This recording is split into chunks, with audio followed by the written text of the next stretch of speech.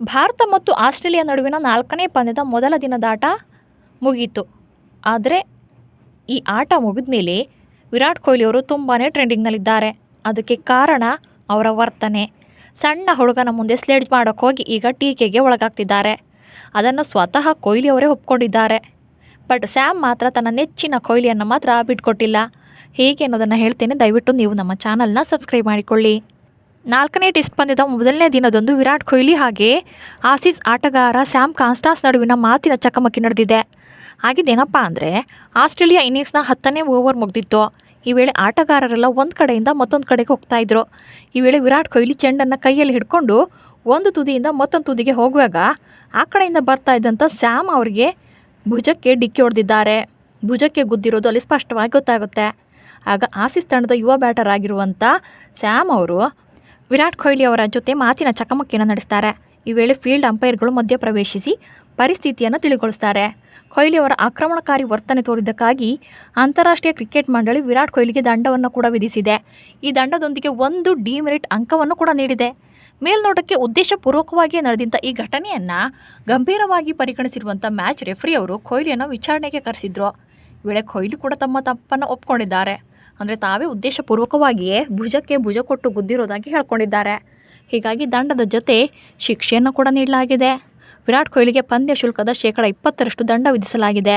ಇದರ ಜೊತೆಗೆ ಅನುಚಿತವಾಗಿ ವರ್ತನೆ ಮಾಡಿದ್ದಕ್ಕಾಗಿ 1 ಡಿಮೆರಿಟ್ ಪಾಯಿಂಟ್ಸನ್ನು ನೀಡಲಾಗಿದೆ. ಹೀಗಾಗಿ ಮುಂಬರುವ ಇನ್ನಿಂಗ್ಸ್ ವೇಳೆ ವಿರಾಟ್ ಕೊಹ್ಲಿ ಶಿಸ್ತಿನಿಂದಲೇ ಆಡಬೇಕಾಗುತ್ತೆ.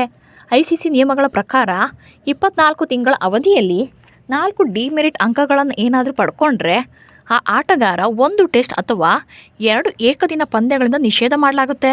ಹೀಗಾಗಿ ಮತ್ತೆ ಡಿಮೆರಿಟ್ ಪಾಯಿಂಟ್ಸ್ಗೆ ಒಳಗಾಗದಂತೆ ಕೊಹ್ಲಿ ಎಚ್ಚರಿಕೆ ವಹಿಸಬೇಕಾಗಿರೋದು ಅನಿವಾರ್ಯ. ಇನ್ನೊಂದು ವಿಚಾರ ಅಂದರೆ, ಇಲ್ಲಿ ಸ್ಯಾಮ್ನ ಕೆಣಕಿದ್ದು ಕೊಹ್ಲಿಯೇ, ಆದರೆ ಬಲಿಯಾಗಿದ್ದು ಮಾತ್ರ ಜಸ್ಪ್ರೀತ್ ಬುಮ್ರಾ ಅವರ ದಾಖಲೆ.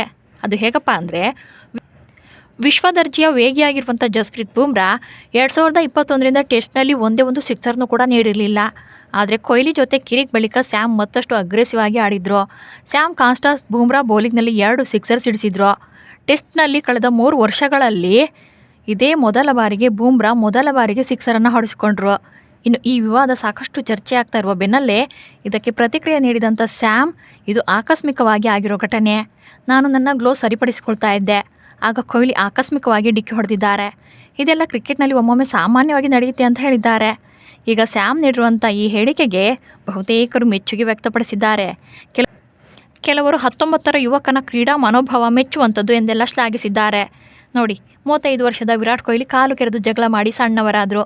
ಆದರೆ 19 ವರ್ಷದ ಸ್ಯಾಮ್ ಬೇಕಂತಲೇ ಕೊಹ್ಲಿ ಕಿರಿಕ್ ಮಾಡಿದರೂ ಕೂಡ ಆಕಸ್ಮಿಕವಾಗಿ ನಡೆದಿದ್ದು ಅಂತ ದೊಡ್ಡವನಾಗಿದ್ದಾನೆ. ಇದಕ್ಕೆ ಅಲ್ವಾ ಹೇಳೋದು, ಎಷ್ಟೇ ದೊಡ್ಡ ವ್ಯಕ್ತಿಯಾದರೂ ಕೂಡ ಎಲ್ಲಿ ಹೇಗೆ ವರ್ತಿಸಬೇಕೋ ಹಾಗೆ ವರ್ತಿಸಬೇಕು.